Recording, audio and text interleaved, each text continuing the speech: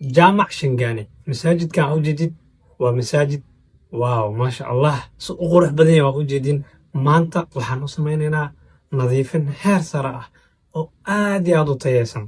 asxaabta qaaliga ah masaajidada dhan saas u booqanaynaa kambaniga deegaan dhowr way wareegaysaa masaajidada dhan ayay rabtaa inay soo nadiifiso oo magaalada muqdisho ku yaalo waxaan ku takhasusnay masaajidda rooga derbiyada daaqadaha iyo dhammaan goobaha cibaadada meel walba ay ku yaalaan si uu u yeesho qurux nadaafad caraf hal shar garayo degmo kasta inaan saas u imaanaa rabnaa maantana waxaa joognaa shingaani si aan rooga nadiif aan ooga dhigno